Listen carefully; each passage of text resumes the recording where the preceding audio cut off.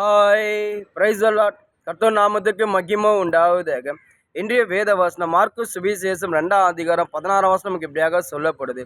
அவர் ஆயக்காரோடும் பாவிகளோடும் போஜனம் பண்ணுகிறது வேத பாருகளும் பரிசரும் கண்டு அவருடைய சீசரை நோக்கி அவர் ஆயக்காரோடும் பாவிகளோடும் போஜனம் பண்ணுகிறது என்னவென்று கேட்டாங்க. அதாவது ஏசப்பா கப்பனுடைய கிராமத்தில் பார்த்தீங்கன்னா ஒரு அநேக இடத்துல ஜபாலயத்தை பிரசங்கிக்கிறாரு. அநேக ஜனங்க கர்த்தருடைய வசனத்தை கேட்குறாங்க. அநேக ஜனங்களுக்குள்ள அதிசய அற்புதம் அங்கே நடக்குது.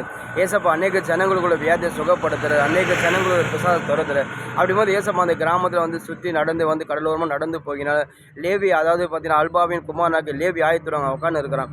ஏசப்பா அவனை பார்த்து லேவியை பார்த்து சொல்கிறான், என் பின்ன எழுந்து வைப்பான்னு சொல்கிற உடனே அந்த லேவி அங்கேருந்து எழுந்து கத்தர் பின்னாடி போகிறான். அதுக்கப்புறம் ஏசப்பா லேவி வீட்டில் போன பேர் அவன் எல்லாம் அதை லேவி வீட்டில் ஏசப்பா சாப்பிட போகிற போஜனம் பண்ண போகிறார்.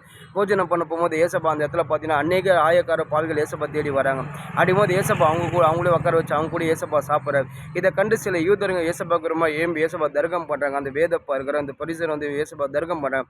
இவருனா ஆயக்காரோட பாவி கூட சாப்பிட்றாரு. இவருனா கடவுளாக இவர் பாவிகள் நேசிக்கிறார் சொல்லி அவனுக்கு ஏசப்பா தவறாக பேசும்போது ஏசப்பா அவனுக்கு பதிலே கொடுறாரு. எப்படியாப்பட்ட பாவியும் சரி என் பக்கமாக அவன் மனம் திரும்பி வரும்போது அவனை ரட்சிக்க முடியும். எப்படியாப்பட்ட பாவிக்கு என்னால் புது வாழ்க்கையை கொடுக்க முடியும். நீதிமான் ரட்சிக்க வரல, பாவிகளை மனம் திரும்பத்துக்கு அழைத்து வந்த ஒவ்வொரு பாவிகளும் நேசிக்கிறேன்ப்பா. ஒவ்வொரு பாவிகளும் எப்போ என் பக்கமாக வருவாங்களோ அவங்கள மனம் திரும்ப வச்சு அவங்களுக்கு ஒரு புதிய வாழ்க்கையை கொடுப்பேன். நான் எப்படியாப்பட்ட பாவியும் நான் ரட்சிப்பேன். நீங்களும் வாங்கல உங்களும் ரட்சிக்கிற சொல்லி ஏசப்பா அந்த யூதர்களுக்கு சில யூதர்கள் பதிலளிக்கிறாரு. இன்றைக்கி நம்மளோட வாழ்க்கையில் சரி, நம்ம எப்படியாப்பட்ட பாவத்தில் இருந்தாலும் சரி, நம்ம எப்படியாப்பட்ட பாவ பகத்தில் இருந்தாலும் சரி, ஐயோ இந்த பாவத்தில் வெளியே வர முடியல, இந்த பாவம் என்னை நாளுக்கு நாள் கொள்ளுது, இந்த பாவம் அதிகமாக நாளுக்கு நாளுக்கு இந்த பாவம் எனக்கு அதிகமாகுது, இந்த பாவத்தில் என்னை யாருமே என்னை மீட்டு கொள்ள முடியல, இந்த பாவத்தில் யாராலும் என்னை வெளியே கொண்டு வர முடியல சொல்லி நீங்கள் ஒரு நாளும் மனம் சோர்ந்து போயிடாதீங்க. நீங்கள் எப்படியாப்பட்ட பாவத்தில் சரி, எப்படியாப்பட்ட பாவ பகத்தில் இருந்தாலும் சரி, உங்கள் பாவத்திலேருந்து உங்களை விடுவிக்க ஒரு ஆண்டவராக இயேசு கிறிஸ்து ஒரு அன்பு உள்ள தேவன். நீங்கள் எப்படியாப்பட்ட பாவத்தில் இருந்தாலும் சரி, அந்த பாவத்திலேருந்து நீங்கள் விட்டுட்டு இயேசுவா பக்கமாக திரும்பி ஆண்டவரே ஏசப்பா என் பாவத்தை மன்னிங்க, ஏசப்பா இந்த பாவ பகுதியில் என்னை விடுவிங்க சொல்லுங்க. நீங்கள் அவர் நம்பி அவர் கேட்டு பாருங்க, நிச்சயமாக உங்களை விடுவிப்பார். உங்கள் பாவத்திலிருந்து உங்களை விடுவிச்சு அவர் ஒரு சொந்த பிள்ளையாக உங்களை ஏற்றுக்கொண்டு அவர் ரத்தத்தினாலும் கழுவி அவர் உங்களை எல்லாவற்றையும் உங்களை புதிய வாழ்க்கை கொடுப்பார். உங்கள் பாவத்திலிருந்து உங்களை வெளியே கொண்டு வந்து அவர் உங்களை நீதிமானாக மாற்றுவார். ஏன்னா வேதம் அப்படி தான் சொல்லுது.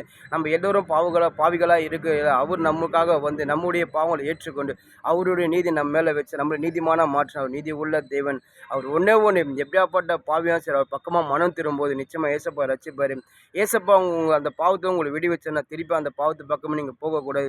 திருப்பி அந்த பாவத்தை நீங்கள் செய்யவே கூடாது. ஏன்னா தேவன் ஒரு வாட்டி மன்னிச்சார்னா நிச்சயமாக திருப்பி எப்படியாப்பட்ட பாவியாக இருந்தாலும் சரி அந்த செயலை போட்டு அவனுக்கு மனுஷே வராது. வேதத்தில் பார்த்தீங்கன்னா அநேக பேர் பாவம் செஞ்சாங்க. அவங்க பாவத்தில் கர்த்தர் மன்னிச்சார். ஏன்னா கர்த்தர் பக்கமாக திரும்பினாங்க.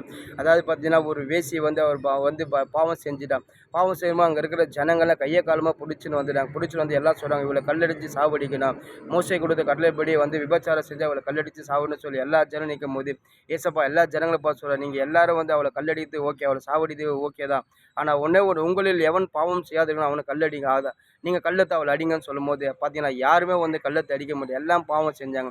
ஏசப்பா அந்த மகளை பார்த்து சொல்கிறார், இனி நீ பாவம் செய்யாத, நானும் உன் ஆக்கணிக்குள்ளாக தேர்ப்பதில்லை, நீ போய் இனிமேல் பாவத்திலிருந்து வெளியே போய் நீ மனம் திரும்பி சந்தோஷமாக சொல்லி அவள் அனுப்புகிறார். அதுக்கப்புறம் பார்த்தீங்கன்னா அவள் பயங்கரமாக சந்தோஷமாக வாழ்ந்தாள். அதுக்கப்புறம் வேதத்தில் பார்த்தீங்கன்னா அநேக பேர் பாவத்தில் இருந்தாங்க. சங்கீத தாவீது கர்த்தருக்கு பார்த்து சொல்கிறார், கர்த்தர் சொல்கிறார், சங்கீத தாவீது எனக்கு இருந்த ஏற்றவன்னு சொல்லி சங்கீத தாவீது கர்த்தருக்கு மறைமுகமாக சில பாவங்கள் செஞ்சார்.